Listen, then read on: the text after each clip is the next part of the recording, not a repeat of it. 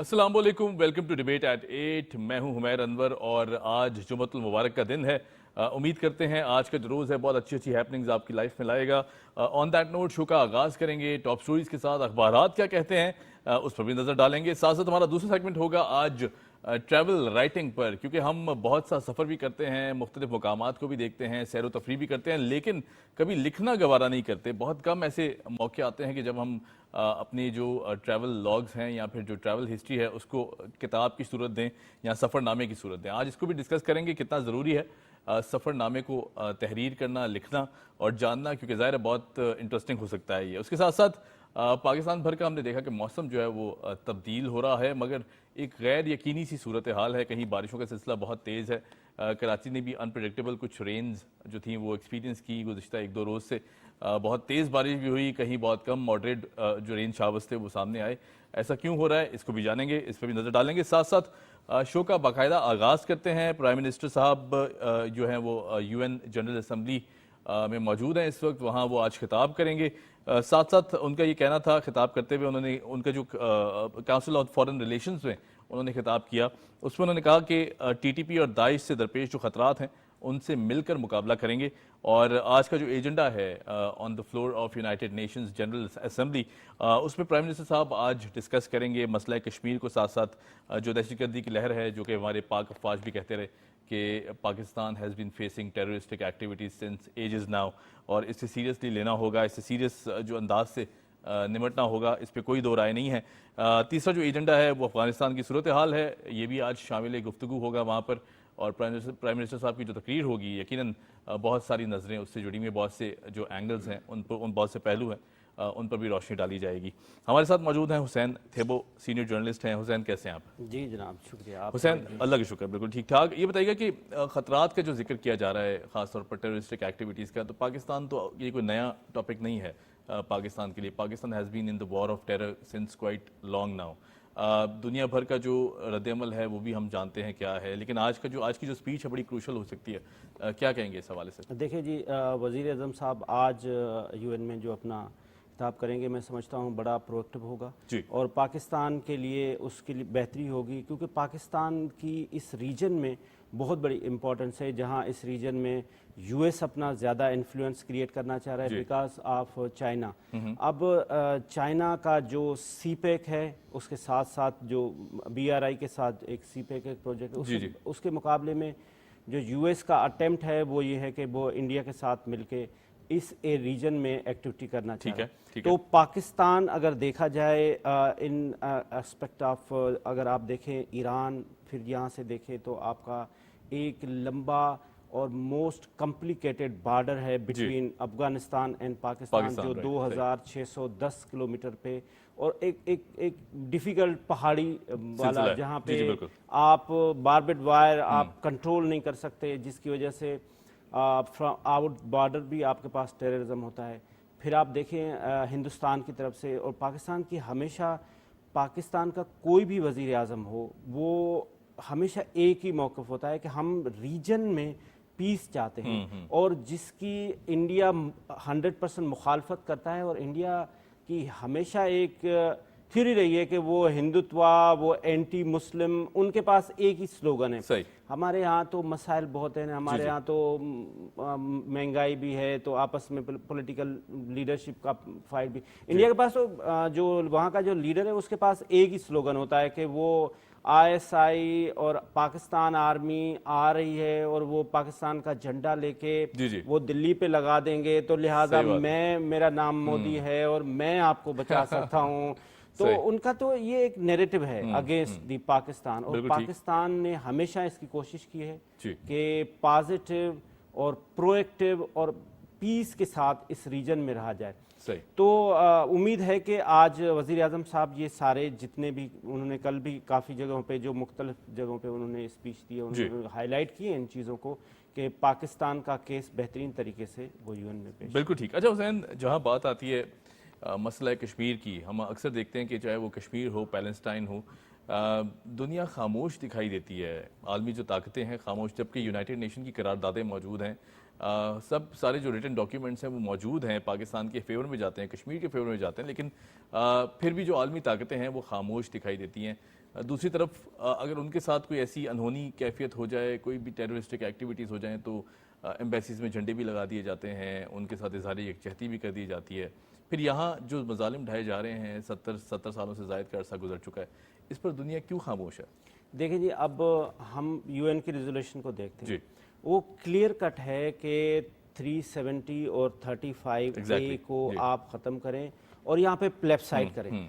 अच्छा, अब नरेंद्र मोदी ने क्या किया? 5 अगस्त को उन्होंने 35A और 370 ख़त्म करके और कब्जा कर लिया कश्मीर के ऊपर, इलीगल ऑक्युपाई कर लिया कश्मीर के ऊपर। बिल्कुल। अच्छा, अब दुनिया के चाहे मैं तो मुझे तो कोई इसमें कहने में कोई हर्ज नहीं है कि OIC को देख लें, हमारे इस्लामी ममालिक को देख लें। जी। अब दुनिया एक दुकान है, ये इस दुकान में हर किसी ने अपना अपना सौदा बेचना है और वो ये समझते हैं कि ये 1.5 अरब की आबादी है और हम इनके साथ, तो ये नहीं होना चाहिए। दुनिया को जब तक आप हक और सच की बात नहीं करेंगे तब तक अमन और पीस नहीं हो सकता। आप देखें हिंदुस्तान के अंदर कोई 76 अलहदगी की तहरीक चल रही है, जिसमें एक अभी हालिया कुछ दिन पहले एक चीफ मिनिस्टर, जो एक रियासत के चीफ मिनिस्टर है, उन्होंने ये इंडोर्स किया कि ये जो मेरा प्रोविंस है यहाँ पे अलहदगी की तहरीक बहुत ज्यादा जोर पकड़ रही है। बिल्कुल ठीक। अब जो आलमी कुव्वतें, खासतौर पे मैं कहूँगा कि यूएस इस वक्त दुनिया का पावरफुल मुल्क है, उनको चाहिए कि वो देखें कि हिंदुस्तान में किस तरह से इंटरनली जो माइनॉरिटी के साथ, स्पेशली जो मुसलमानों के साथ जो हो रहा है। और नरेंद्र मोदी को कोई शक नहीं है कि वो आरएसएस की आइडियोलॉजी लेके चल रहे हैं। वो आज भी नथुराम गोडसे को अपना गॉड फादर मानते हैं, जो कि डिक्लेयर्ड टेररिस्ट थे दुनिया भर जो डिक्लेयर जिसने गांधी जी को मारा। मतलब आप अभी मैं देख रहा था G20 में, आपने आते साथ ही जनाब वो गांधी जी का आपने अखबार पढ़ा, गांधी जी आप मानते हो? आप तो मानते ही नहीं हो, आप तो नथुराम गोडसे को अपना फादर मानते हो, जिसने गांधी को कत्ल किया। आरएसएस आज भी ये आइडियोलॉजी मानती है कि नहीं, हम गांधी को नहीं मानते बिकॉज वो मुसलमानों के लिए या वो आम आदमी के लिए बात करता था। गांधी जी का ये था।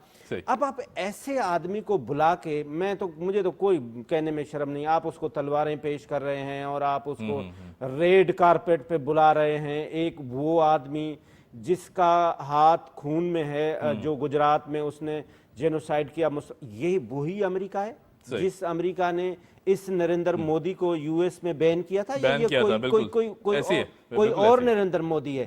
तो क्या अगर वो इस मुल्क का वजीर आजम हो गया तो उसका फेस तो चेंज नहीं हो सकता? सही बात। वो वही है। तो आलमी कुव्वतों को ये देखना चाहिए, खास तौर पे यूएस को।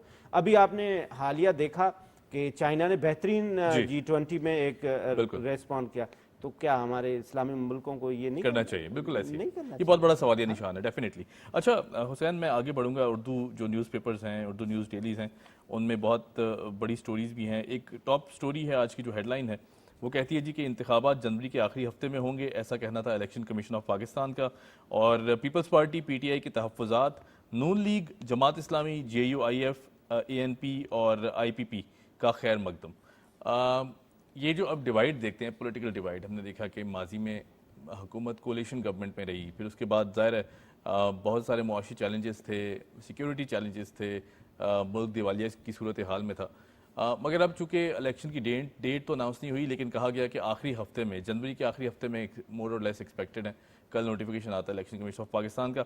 इसको किस तरह देखते हैं? और जो पार्टी के आपसी इख्तलाफात हैं बड़ी पार्टीज़ के, खासतौर पर पीपल्स पार्टी और नून लीग के अब इख्तलाफात सामने आ रहे हैं इलेक्शन को लेकर भी और लेवल प्लेइंग फील्ड को लेकर भी खास तौर पे, इसे किस तरह देखते हैं? देखिए सर, ये तो it's a beauty of democracy ना। बिल्कुल, कि जो दो पॉलिटिकल पार्टीज हैं, अब इन्होंने एक दूसरे के लिए एक महाज तो क्रिएट करना है ना, अपने वोटर को अट्रैक्ट तो करना है। डेफिनेटली वो बातचीत हो सकता है कि बैकग्राउंड में कोई और भी बात चल रही हो, मियाँ साहब की, जरदारी साहब की आपस में मिलके, इसमें तो कोई शक नहीं है ना कि पंजाब में इस वक्त सबसे बड़ी पार्टी जो है वो PMLN है। आप कोई दो राय नहीं। अच्छा, इसी तरह से अगर आप सिंध में आ जाएं तो पीपल्स पार्टी है। अगर हम ये कह दें कि पंजाब آدھا پاکستان ہے اور ادھر جا کے پیپلز پارٹی اپنا فتح کر لے گی تو وہ کہنا ڈیفیکلٹ ہوگا نا.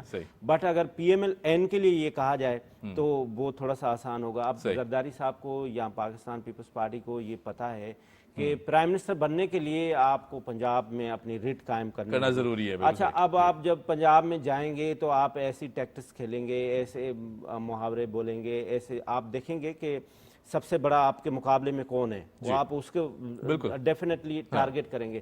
جہاں تک الیکشن کمیشن کی ڈیٹ تو اناؤنس نہیں ہوئی, انہوں نے یہ کہا ہے کہ آخری ہفتے میں اچھی بات ہے کہ ایک روڈ میپ آ گیا, ایک وے آؤٹ آ گیا کہ مین وائل اسی ٹینیور میں جو کیئر ٹیکر ہے وہ بھی اپنا کام کو سنبھال لیں گے, جو ان کو ایک لمٹ مل گئی کہ یہاں تک ہو جائے. ملک کا حل تو الیکشن میں ہی ہے. لیکن حسین یہاں جو الیکشن والی بات ہے نا, اس پہ میں ایک کاؤنٹر کویشچن یہ کرنا چاہوں گا کہ جب بات کی جاتی تھی الیکشن کی تو جو ناقدین تھے, خاص طور پر جو اپوزیشن پارٹیز تھیں اس ٹائم کی, وہ ہمیشہ یہ کہتی دکھائی دی کہ الیکشن تو ہوں گے ہی نہیں, نگران سیٹ اپ جو ہے وہ 1 سال تک کنٹینیو کرے گا. اسٹیبلشمنٹ پر کیچڑ اچھالا گیا اور جو سول اسٹیبلشمنٹ اس پر بھی کیچڑ اچھایا گیا. حکومتوں کو کہا گیا کہ یہ تو بیٹھنے آئے ہیں اور یہ لمبائی بیٹھیں گے.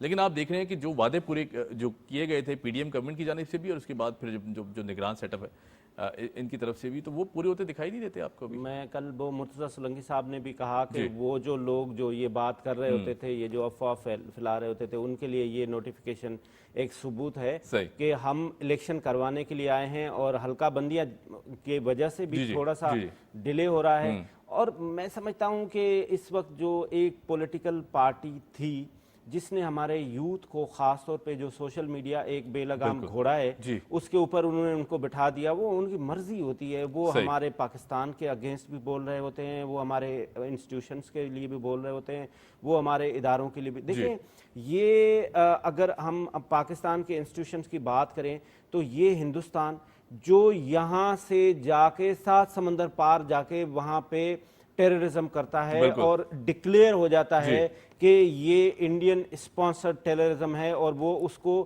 اس ملک کا وزیر اعظم بتا, لیکن وہ یہاں کچھ نہیں کر سکتا, وہ سوچ بھی نہیں سکتا. وہ کبھی کبھی بھڑکیاں مار کے کہتا ہے کہ وہ ہم فلاں اسٹرائک کریں گے اور یہ اسٹرائک کریں گے, پھر وہ ایک پائلٹ آتا ہے وہ ہم اس کو. تو اس کا وجہ کیا ہے؟ اس کی وجہ یہ ہے کہ ہمارے بارڈر, ہمارے انسٹیٹیوشن اتنے مضبوط ہیں کہ ہمارا دشمن ہم سے 10 گنا موٹا کیوں نہ ہو, تگڑا کیوں نہ ہو, لیکن اس کے منہ پہ ایسا پنچ مارتے. اچھا اور پھر ہمارے جو نوجوان ہیں, جو میں کہتا ہوں تھوڑے سے مس گائیڈڈ ہیں, جو ان کو مس گائیڈ کیا گیا ہے, ڈیلیبریٹلی کیا گیا ہے, وہ اداروں کے خلاف بھی بول رہے ہوتے ہیں, انسٹیٹیوشن کے اگینسٹ بھی بول رہے ہوتے ہیں, ان کے سربراہوں کے.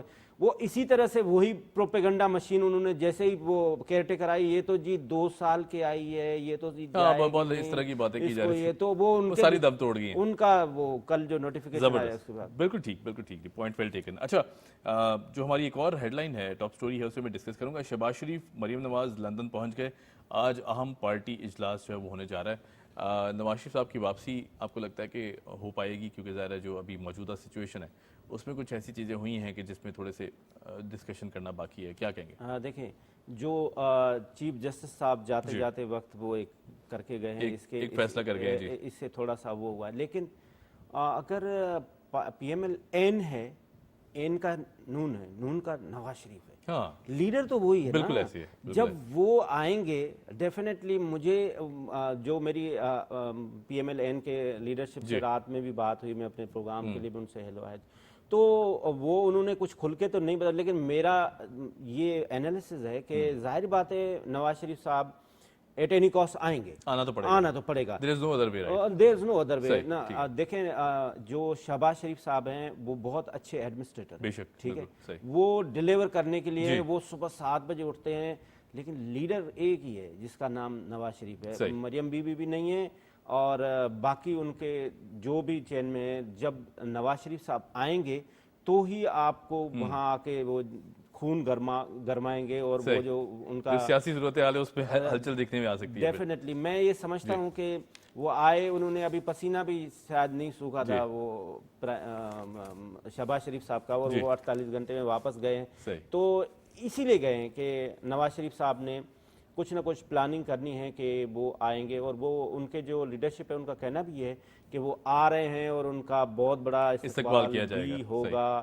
تو میرا خیال ہے کہ یہ واپسی اسی لیے گئے ہیں شہباز شریف صاحب کہ کوئی پلان چارٹر کر کے دوبارہ کچھ نہ کچھ نواز شریف صاحب آئیں گے تو ہی بات بنے گی، تو ہی فتح کریں گے. صحیح بالکل ٹھیک ہے. اچھا جی، نجکاری ہمارا ایجنڈا نہیں، پچھلی حکومتوں کا دیا گیا اختیار آگے بڑھا رہے ہیں، ایسا کہنا ہے نگران حکومت کا. پرائیویٹائزیشن بہت بڑا سوالیہ نشان ماضی میں بھی رہا، ابھی بھی بات کی جا رہی ہے، اور چونکہ ظاہر حکومت جس نہج پہ کھڑی ہوئی تھی، ہم نے دیکھا بہت مشکل حالات تھے، آج بھی چیلنجنگ سچویشن. آپ کو لگتا ہے کہ نجکاری کوئی حل ہو سکتا ہے اس کا؟ دیکھیں سر، یہی حل ہے اور کوئی حل نہیں. میں تو ایک نان ڈیموکریٹیکل بات کہوں گا کہ اس گورنمنٹ کو، جو بھی کیئر ٹیکر گورنمنٹ کو نا، اگر آپ ایکسٹینڈ بھی کرتے ہیں نا، اگر آپ کا یہ ایک کام ہو جائے تو آپ اس کو ایکسٹینڈ کریں. خدارا یہ ایک ادارہ ہے ٹھیک ہے جو ٹوٹل آپ کا لاس میں ہے، آپ اس کو کیوں ہاتھ پہ ہاتھ رکھ کے بیٹھے ہوئے ہیں کہ جی یہ نقصان کرتا جائے، یہ نقصان، مطلب لاجک کیا ہے؟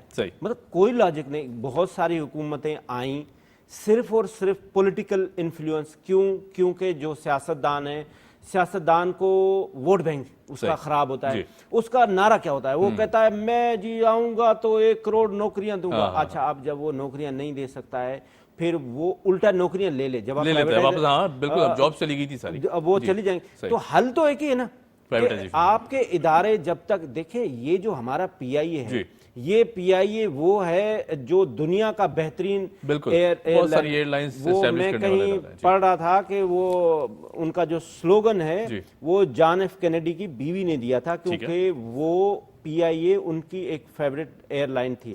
ہم بڑے بڑے دیکھیں نعرے لگا رہے ہوتے ہیں نا کہ جی جو ایمریٹس ہے وہ پاکستان کے تعاون سے بنی، ای کے میں ای ایمریٹس ہے، کے کراچی ہے. جب وہ ہوتا ہے آپ کی فلائٹ نمبر ای کے 60 تو کے کراچی ہے. دیکھیں ہماری کیپیسٹی ہے، ہماری کیپیبلٹی ہے، ہمارے بندے یہاں سے جا کے دنیا میں اپنے آپ کو منواتے ہیں. ایک بات میں اور ایڈ کرتا جاؤں گا، یہ جو لوگ کہتے ہیں نا کہ جی موت آ گئی جی باہر جا رہے، بھائی تو جانے دیں. سب سے زیادہ ہمارے جو ریمیٹنس ہیں وہ 30 بلین ڈالر جو ہیں وہ کون سے ہیں؟ وہ تو باہر سے جو لوگ ہیں. تو بھائی جب ہمارے بندے باہر جا کے اپنے آپ کا لوہا منواتے ہیں، ان کو یہاں پہ لائیں. بالکل ٹھیک. اور یہ اداروں کو پرائیویٹائز کریں. ایک سیدھی بات، ایک ادارہ ہے نقصان کر رہا ہے، آپ اس کو کیوں ہاتھ پہ ہاتھ رکھ کے بیٹھے ہوئے؟ اور بالکل یہ صحیح بات ہے، اور اس کو جو کیئر ٹیکر گورنمنٹ ہے ان کو سوچنا چاہیے اور اس کو کریں، اس کو امپلیمنٹ کریں، ایٹ اینی کاسٹ امپلیمنٹ کریں. بالکل ٹھیک، پوائنٹ ویل ٹیکن. اچھا، آزاد خالصتان تحریک کا ایک اور رہنما سکھ دول کینیڈا میں قتل. دیکھیں یہ بڑا کلیئر نہیں ہے حسین کہ انڈیا جتنی بھی فریڈم موومنٹ جو کہ آپ نے ذکر کیا، لگ بھگ 70-80 سے زائد فریڈم موومنٹس وہاں موجود ہیں، جان بوجھ کر ان کو پیچھے کرنے کی، ان کو جو ہے وہ دبانے کی سازش کی جا رہی ہے حکومت کی، انڈین حکومت کی طرف سے. یہ جو مرڈر ہے، آپ کو لگتا ہے کہ یہ سوچا سمجھا منصوبہ ہو سکتا ہے؟ دیکھیں جی، بات یہ ہے کہ یہ پرائم منسٹر نے کہا ہے، اور پرائم منسٹر نے یہ کہا ہے کہ میں G20 میں نے یہ نریندر مودی کو کہا کہ یہ جو مرڈر ہے یہ اسٹیٹ اسپانسرڈ ٹیررزم ہے. جو ہمیشہ پاکستان کا موقف ہوتا تھا کہ ہندوستان اس ریجن کے اندر اسٹیٹ اسپانسرڈ ٹیررزم کرتا ہے، اس کا ہم نے ثبوت دیا. ایک سرونگ نیوی کا آفیسر ہم نے پکڑا، وہ آج بھی پاکستان کے جیلوں میں ہے، اور ہم نے یہ بتایا کہ یہ دنیا کو یہ بتایا. اب دنیا کو آنکھیں کھولنی چاہیے. اب جو ہمارے خاص طور پہ OIC ہے، چاہے وہ UN ہے، چاہے وہ امریکہ ہے، وہ سب دیکھیں کہ جس طرح سے کینیڈین پرائم منسٹر نے بتایا، اور انہوں نے تو ڈکلیئر کر دیا کہ بھائی یہ فلاں فلاں فلاں، انہوں نے تو لسٹ دی ہے ان آفیسرز کی جنہوں نے ان کو مارا ہے، اور انہوں نے کہا ہے کہ یہ ہمارا جو کینیڈین شہری ہے اس کا قتل ہے. تو یہ ایک پروف کرتا ہے، یہ ایک ثابت کرتا ہے کہ Indian terrorism across the globe, اور جو ایک نریندر مودی ہے، جس بندے کا جو RSS کی آئیڈیالوجی لے کے چل رہا ہے، جس کی آئیڈیالوجی یہ ہے کہ صرف ہندو، ہمارے ہندو بھائی ہیں، پاکستان میں رہتے ہیں، وہ ہمارے بہت اچھے کولیگ ہیں، ہمارے دوست ہیں، ہمارے بھائی ہیں، ہمارے اس مذہب سے کوئی، جو اس کی آئیڈیالوجی ہے اس سے ہمیں نفرت ہے. جو قائد اعظم محمد علی جناح رحمۃ اللہ علیہ بھی اس آئیڈیالوجی کے خلاف تھا کہ نہیں، سب کو جتنے بھی مذاہب ہیں وہ سب کو جو انہوں نے 11 اگست کی ان کی اسپیچ ہے تو نریندر مودی تو ٹوٹل اس کے خلاف ہے. وہ چاہتا ہے کہ صرف ہندو رہیں, مسلمان ایک بھی نہ رہے انڈیا میں. یہ بالکل آج یہ میں ان کمپنیز کو بھی کہوں گا جو آتے ہیں اپنا CSR بھی کرتے ہیں, سوشل کمپلائنس بھی کرتے ہیں, جو ہندوستان میں اپنا آرڈر پلیس کرتے ہیں اور جن کو بڑا خطرہ ہوتا ہے کہ جی پاکستان میں ٹیررزم ہے. تو بھائی پاکستان میں ٹیررزم نہیں ہے, ٹیررزم وہاں پہ ہے اور وہ اس کے آپ کو ثبوت مل رہے ہیں کہ وہ جس طرح سے جسٹن ٹروڈو نے آ کے ان کو ایکسپوز کیا ہے دنیا میں, اس کے اوپر سخت ایکشن ہونا چاہیے. اور میں سمجھتا ہوں آج ڈیفینیٹلی وزیر اعظم صاحب اس ٹاپک پہ ضرور بات کریں گے کہ ان کو جو ہندوستان کی ریاست ہے اس کو ٹیررسٹ ڈکلیئر کرنا چاہیے. بالکل ٹھیک ہے حسین, آن دیٹ نوٹ بہت شکریہ, thank you so much for joining us. Hussain Thebo ہمارے ساتھ موجود تھے, اور ظاہر ہے جس طرح جو عالمی طاقتیں ہیں ان کی خاموشی ہے, خاص طور پر جو بھارت ٹیررسٹ ایکٹیویٹیز کر رہا ہے دنیا بھر میں, اس پر بھی نظر ثانی کرنا بہت ضروری ہے اور آواز اٹھانا ضروری ہے. ہم اٹھاتے رہیں گے. آن دیٹ نوٹ یہاں لیتے ہیں ایک چھوٹی سی بریک, اور بریک کے بعد جب آئیں گے تو بات کریں گے سفر نامے کس طرح اور کیوں لکھنے ضروری ہیں. Keep watching debate net.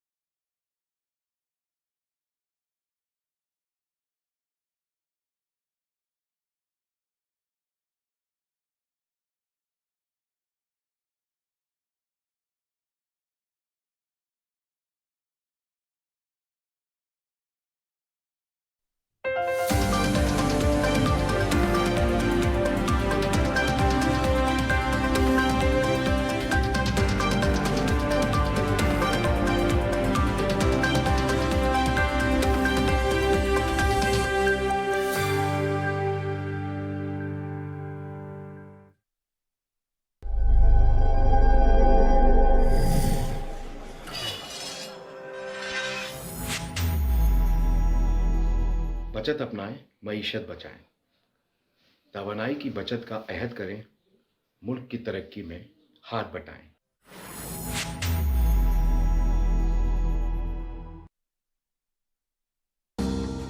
کیا آپ جانتے ہیں کہ آپ کی گاڑی کی ہائی لائٹس یا HID لائٹس دوسرے مسافروں کے لیے دوران ڈرائیونگ تکلیف کا سبب بن سکتی ہیں؟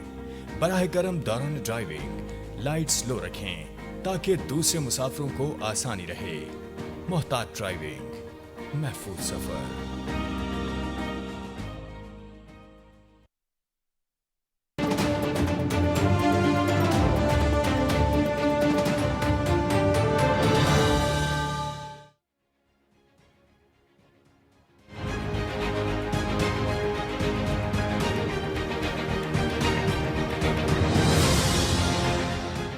Welcome back after the break. میں ہوں حمیر انور, آپ دیکھ رہے ہیں پروگرام ڈیبیٹ ایٹ 8. جہاں ٹریولنگ کی بات آتی ہے, میرا خیال ہر شخص کے دل کے بہت قریب ہے یہ موضوع, کیونکہ ہم چاہتے ہیں کہ ہم دنیا بھر میں سفر کریں, پاکستان کو دریافت کریں, اپنے ملک کو دیکھیں, پھر اس کے بعد ملک سے اگر باہر کی جو سرحدیں ہیں ان کو بھی ایکسپلور کریں.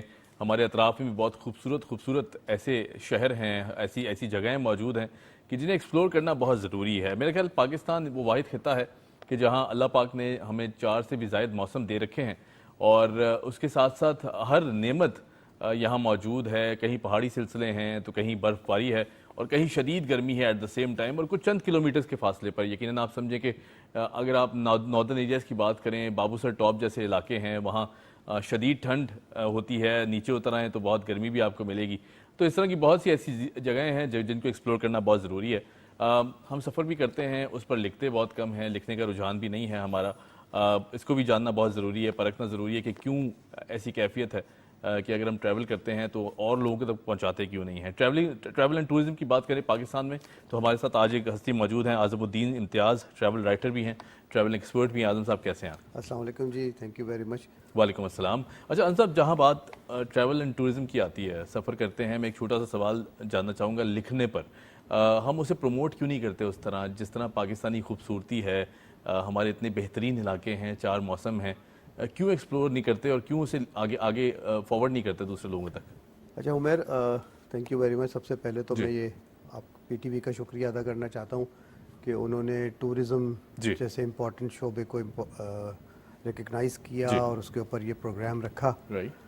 جہاں تک آپ نے لکھنے کی اور ڈاکومنٹیشن کی بات ہے, تو پہلے تو یہ رجحان بالکل بہت کم تھا اور صرف پروفیشنلز کا کام تھا کہ وہ ٹریول پہ لکھیں یا اپنا, لیکن جب سے یہ وی لاگس اور سوشل میڈیا آ گیا ہے تو اب اس کا رجحان بہت بڑھ گیا ہے اور لوگ لکھنے سے زیادہ وی لاگز اور ٹک ٹاکس وغیرہ بنا کر اپنی ڈالتے ہیں یوٹیوب دوسرے سوشل میڈیا پر, جس سے خاصی پروموشن ہوتی ہے ملک کی بھی اور ٹورزم کی بھی. صرف اس میں یہ ایک خرابی ہے یا ایک شارٹ فال ہے کہ اس میں کنٹینٹ یا جو بنانے والا ہے اس کی اس سبجیکٹ پہ کتنی معلومات ہے, وہ غلط انفارمیشن تو نہیں باہر بھیج رہا. تو یہ اس چیز کو کوئی ہمارے پاس نہیں کنٹرول ہے, لیکن اس کے باوجود یہ بہتر ہے کہ پہلے کے مقابلے میں اب بہت زیادہ رجحان ویڈیو بنانا اور اس کو پروموٹ کرنے کا ہو گیا ہے. صحیح. اچھا اعظم صاحب, جس طرح ٹریول اینڈ ٹورزم کی بات کی جاتی ہے پاکستان میں بہت کچھ ہے ایکسپلور کرنے کو. ہم اگر چاہیں تو یہ جو ایوینیوز ہیں یہ دنیا بھر کے لیے کھول دے سکتے ہیں. ایک ٹائم تھا کہ پاکستان میں بہت سارے ٹورسٹ آیا کرتے تھے, پھر کچھ ہمارے مسائل انٹرنلی ایسے ہوئے کہ ہمیں دہشت گردی کا سامنا بھی رہا. ہماری جو پاک افواج ہیں وہ بھی بہت زیادہ اسٹرگل کرتی رہیں اس فرنٹ کو جو ہے وہ اس چیز کو ختم کرنے کے لیے. موجودہ جو صورتحال ہے اس میں ٹریول اینڈ ٹورزم کو پاکستان میں کس طرح دیکھتے ہیں؟ دیکھیے, آج کا جو پروگرام آپ کا ہے وہ اس نوعیت سے بڑا امپورٹنٹ ہے کہ 27 ستمبر اگلے ہفتے جو ہے وہ سیاحت کا عالمی دن ہے. زبردست. جی جو کہ یونائٹڈ نیشنز کا ایک ذیلی ادارہ ہے جسے UNWTO یعنی united nations world tourism organisation بالکل ٹھیک کے انڈر یہ منایا جاتا ہے, اور پاکستان میں بھی مختلف صوبوں میں اس کے اوپر پروگرامز کیے جائیں گے اور اس کی تاکہ پاکستان میں ٹورزم کی اویئرنیس بڑھائی جائے, لوگوں کو پتہ لگے کہ ٹورزم کیا چیز ہے اور ٹورزم کی اویئرنیس یا ٹورزم کو بڑھانا کیوں ضروری ہے اور ایک ملک کے لیے اس کی کیا اہمیت ہے, اس کو سمجھنا بہت ضروری ہے. کیونکہ ٹورزم دنیا بھر میں جو ہے وہ تیسری بڑی انڈسٹری ہے. بالکل ٹھیک.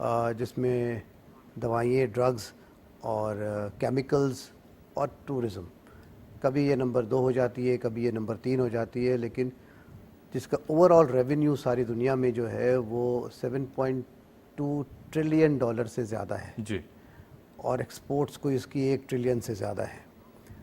تو ہم پاکستان جیسا ملک جو کہ جس کو قدرت نے اتنی نعمتوں سے سیاحت کے حوالے سے نوازا ہے, ہم اس 7 ٹریلین کا فریکشن بھی اگر اپنے پاس لا سکیں تو ہمارے سارے مالی مسائل حل ہو جائیں گے. صحیح.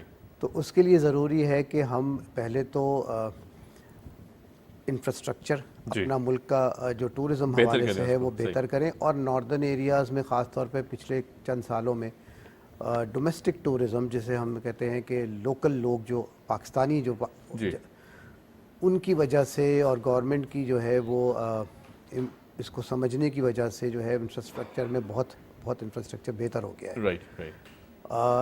لیکن اس سے جو ڈومیسٹک ٹورزم ہے وہ انڈسٹری کو سپورٹ کرنے, اس کو سسٹین کرنے, انفراسٹرکچر کو ڈیولپ کرنے میں تو ایک کیٹلسٹ کا کردار ادا کرتی ہے.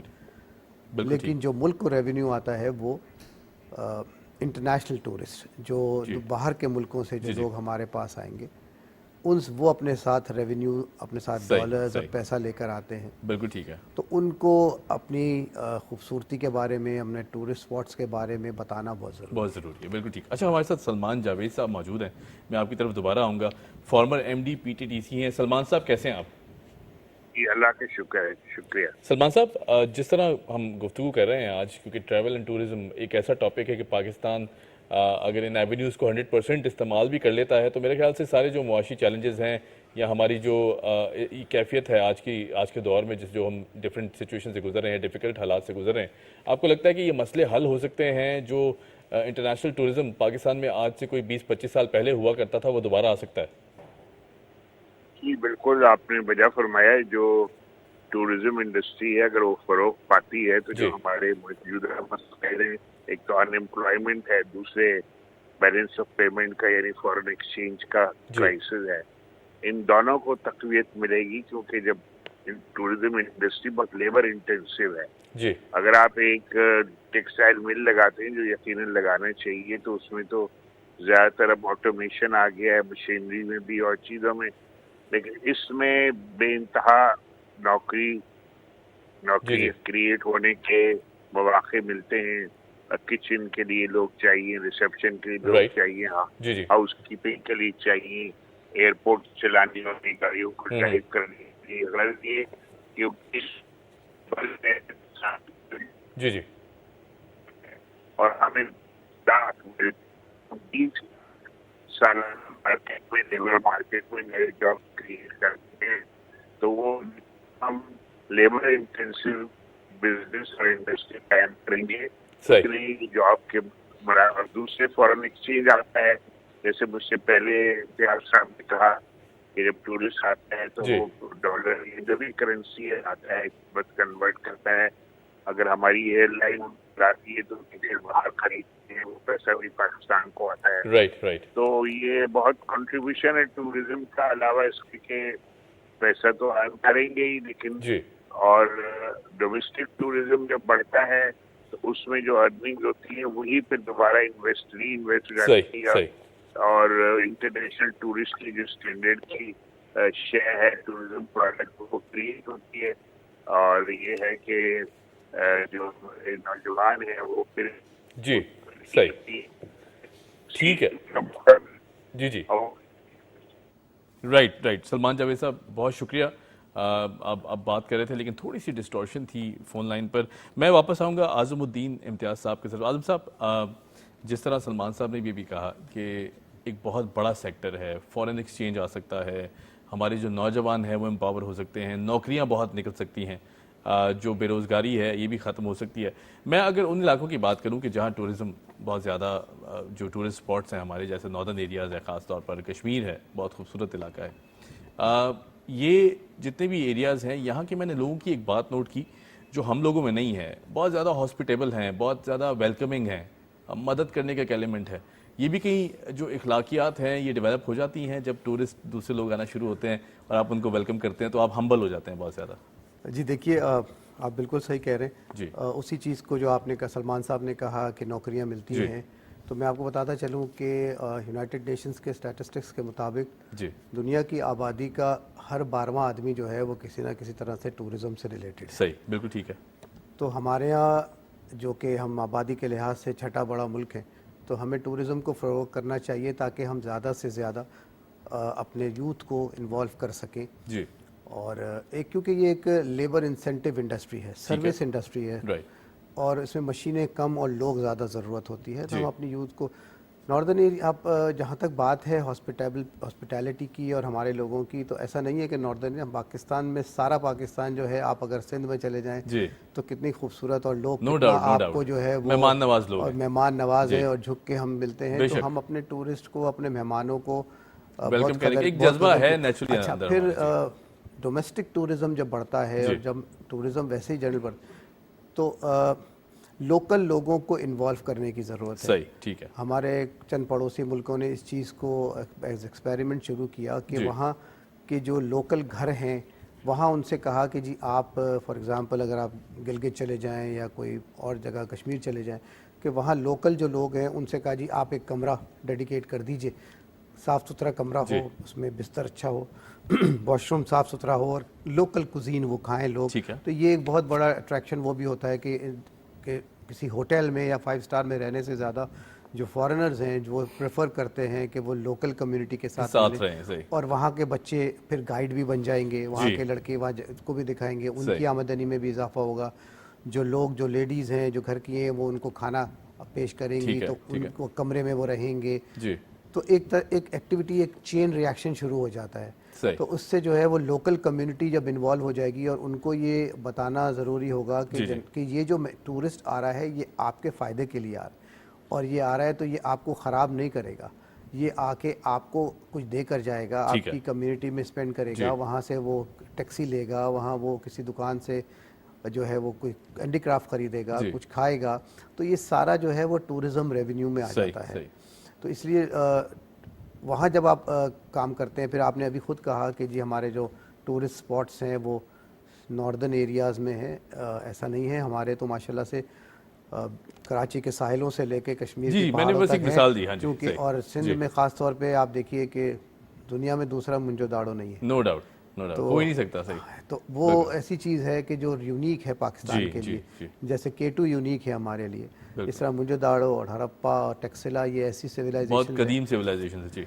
फिर हम डाइवर्सिफाइड टूरिज़्म के सेक्टर्स में अगर जाते हैं, खोलते हैं, तो इसमें रिलीजियस टूरिज़्म एक आती है। तो दुनिया के 3 बड़े मज़ाहिब जिसमें हिंदुइज़म, सिखिज़म और बुद्धिज़्म, ये 3 बड़े मज़ाहिब की बड़ी सेक्रेट जगहें, मुक़द्दस जगहें पाकिस्तान में हैं। ठीक है, सिखों का आपने देखा करतारपुर अभी है, इसी तरह हिंदुओं के बहुत अच्छे टेम्पल्स हैं यहाँ पे, जो उनको आप इनवाइट कर सकते हैं दुनिया भर से, जो कि मुल्क यूरोप में और अमेरिका में और दूसरे मुल्कों में जो सिख रहते हैं, जो हिंदू हजरात रहते हैं, बुद्धिस्ट हैं, मॉन्क्स है, वो आते हैं। तो हम रिलीजियस टूरिज़म को बढ़ावा दे सकते हैं। उससे एक स्पेसिफिक, एक रादर देन कि एक हम जनरलाइज करने के बजाय एक स्पेशल इंटरेस्ट टूर्स है। फिर जैसे मैंने मुंजो दाड़ो का जिक्र किया, तो मुंजो दाड़ो आर्कियोलॉजिकल साइट्स हमारे यहाँ जो हैं जितनी मुल्क में है, हम दुनिया के आर्कियोलॉजिस्ट को और यूनिवर्सिटीज़ के डिपार्टमेंट्स को इन्वॉल्व कर सकते हैं और उनको इनवाइट कर सकते हैं कि आप ग्रुप्स लेकर आएँ, रिसर्च करें। तो उनको शहरों में काम नहीं है, वो तो कराची आएंगे और यहाँ से मुंजो दाड़ो जाके वहाँ 10-15 दिन रुकेंगे, आपका यूथ को इन्वॉल्व करेंगे, टैक्सी वाले को इन्वॉल्व करेंगे, वो उनका जो फैसिलिटेट करेगा बंदा उसको इन्वॉल्व करेंगे और वो अपना जाते हुए जो है वो कीमती सरमाया डॉलर हमें। अच्छा, एक आखिरी सवाल मैं करूँगा, फिर हम इसे रैप अप करेंगे। आज़म साहब, चैलेंजेस क्या क्या हैं इस इंडस्ट्री को, क्योंकि ज़रा ये डिस्कस करना बहुत ज़रूरी है। हम अच्छे पहलू तो डिस्कस करते हैं, जो चैलेंजेस हैं इसको ज़रा कहीं ना कहीं भूल जाते हैं। सबसे बड़ा चैलेंज जो है ना वो पॉलिटिकल विल है। ठीक है, जब तक पॉलिटिकल विल नहीं होगी हम आगे नहीं बढ़ते। पॉलिटिकल विल के साथ आती है इंफ्रास्ट्रक्चर, ठीक है, उन जगहों पे और इजी और सस्ता एक्सेस। हाँ सही, जाके लोग जो कम्युनिटी, कराची का अगर एक फैमिली घूमने जाना चाहती है कश्मीर, तो उसको सस्ते से सस्ते तरीके से वो वहाँ पहुँच जाए। और लॉ एंड ऑर्डर तो एक हमारा था, लेकिन अल्हम्दुलिल्लाह पिछले चंद सालों में हमारा लॉ एंड ऑर्डर बहुत इम्प्रूव हो गया है। और फिर मैं वो पॉलिटिकल विल बहुत ज़रूरी है, जिसकी वजह से हर चीज़ जो है वो स्टक अप हो जाती है। लेकिन राइट, बिल्कुल ठीक है, बहुत शुक्रिया, thank you so much for joining us. Azmuddin Imtiaz sahab travel expert, travel writer भी हैं और यकीनन बहुत इन डेप्थ रिसर्च रखते हैं। उम्मीद करते हैं आज का ये सेगमेंट आपको पसंद आया होगा। यहाँ लेते हैं एक छोटी सी ब्रेक, और ब्रेक के बाद जब आएंगे तो बात करेंगे एक और इम्पॉर्टेंट टॉपिक जो कि मौसम से रिलेटेड है। Keep watching debate at 8।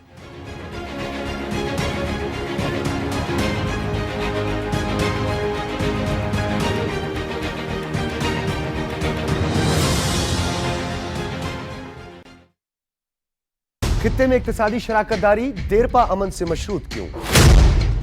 Hindutva के नशे में धुत सेकुलर भारत का क्या होगा? क्या माशी गर्दाब से निकलने का वाहिद रास्ता चार्टर ऑफ इकोनॉमी है? इक्तिदार की सियासत के लिए रियासत निशाने पर क्यों? इन पेचीदा मामलात और इन मुहर्रिकात को जानने के लिए बहैसियत कौम हम सबको मिलकर सोचना होगा। देखिए प्रोग्राम सोचना होगा जुम्मा और हफ्ता शाम 4:05 पर, सिर्फ पीटीवी न्यूज पर।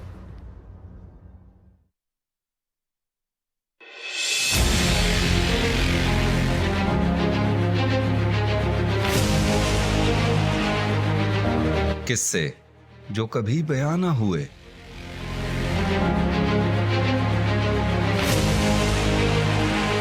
सकाफतें जो कभी आम ना हुई,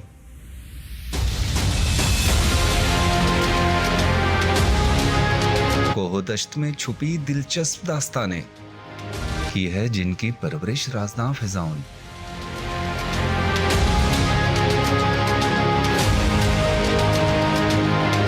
मैं हूं इरफान मलिक और मैं लेकर जाऊंगा आपको एक ऐसे सफर पे जहां मिलेंगी अनकही दास्तानें, तारीख के रंग दिलफरेब रहन सहन।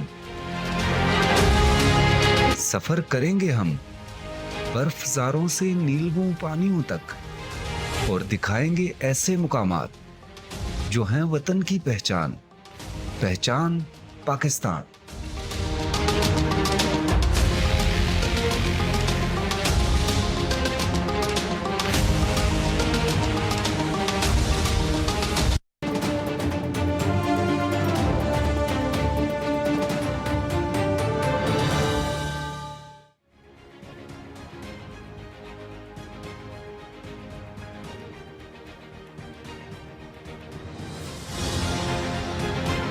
Welcome back after the break. आप देख रहे हैं प्रोग्राम डिबेट एट 8। हम बात कर रहे थे मौसम की एक बड़ी गैर यकीनी सी सूरत हाल है, जिसमें हम ये देखते हैं कहीं बारिशों का सिलसिला है, कहीं बिल्कुल जो है सूरज है वो सर पे है, और कहीं बादलों का सिलसिला है। हमने अगर कराची की बात करें तो पिछले 2 माह में हमने देखा कि बिल्कुल सूरज की जो रोशनी थी वो नहीं थी, बादलों की सी कैफियत थी, बहुत ज़बरदस्त मौसम था, लेकिन फिर एकदम से गर्मी की कैफियत बढ़ जाती है।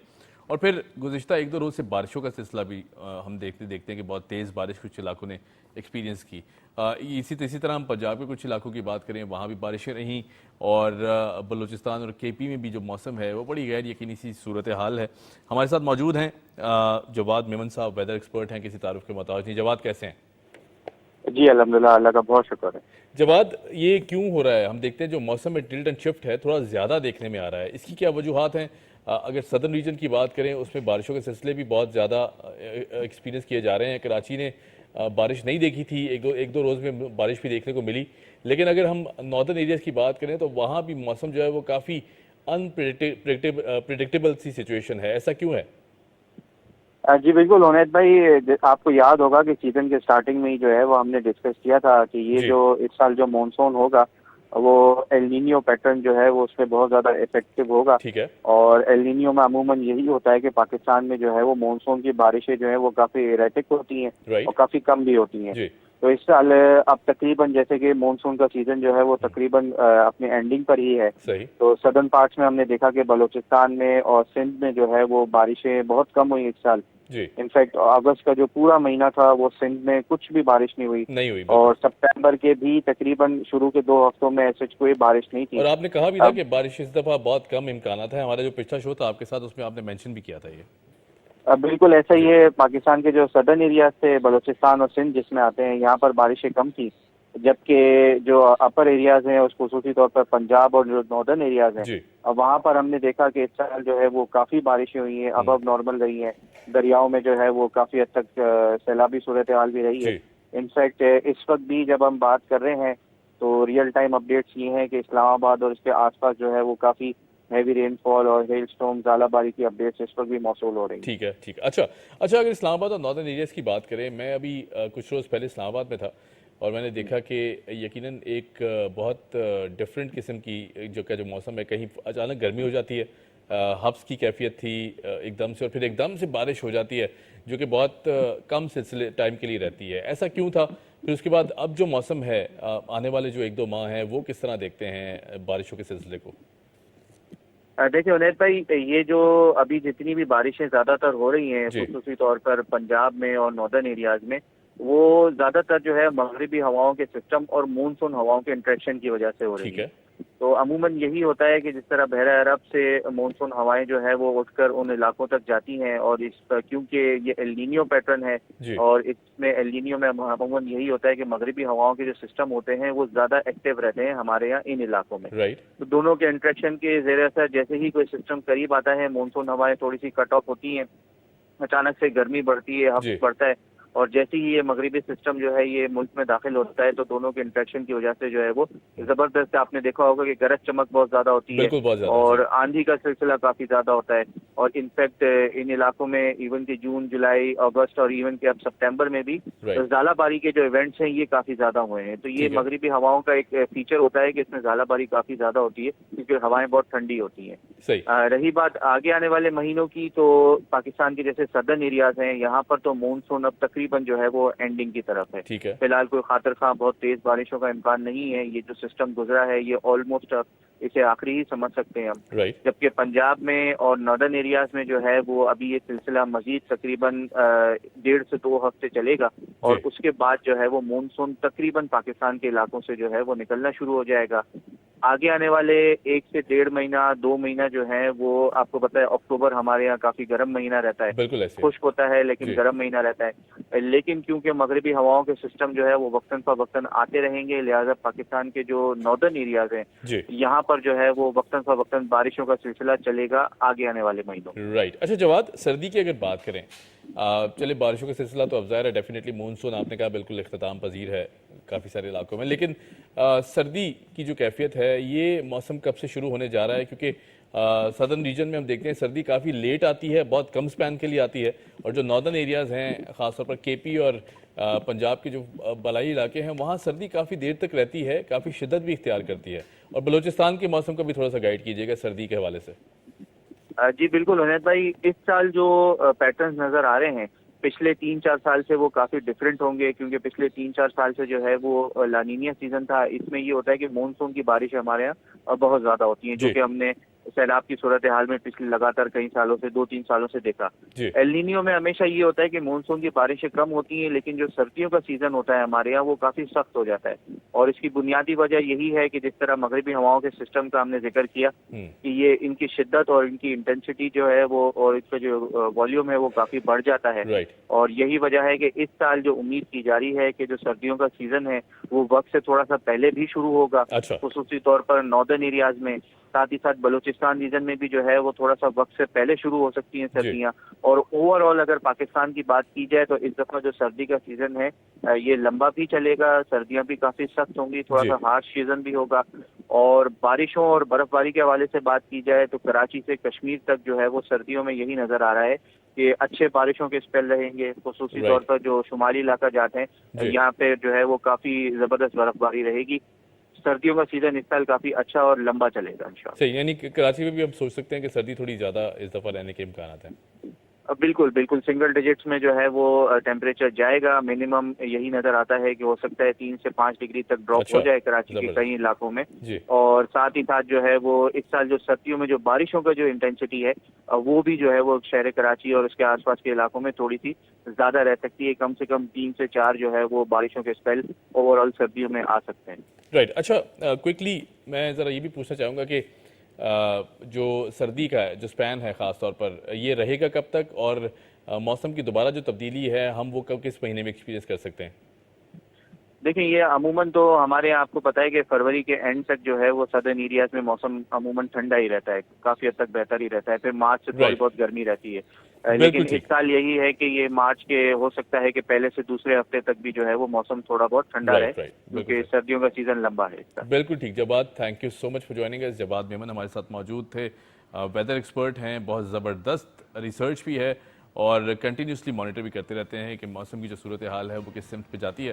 اچھا, جس طرح بات ہم کر رہے تھے کیونکہ سردی کا سپین اس دفعہ تھوڑا زیادہ رہنے کی امیدیں ہیں. امید کرتے ہیں جو سردی ہے خاص طور پر کراچی کے جو سدن ہمارے خاص طور پہ شہر ہیں, پارٹس ہیں, بلوچستان کے جو سدن علاقے ہیں یہاں سردی تھوڑی کم آتی ہے, لیکن اس دفعہ بہت اچھی خبر ہے سدن ایریاز میں رہنے والے لوگوں کے لیے کہ سردی تھوڑی لمبی ہو سکتی ہے.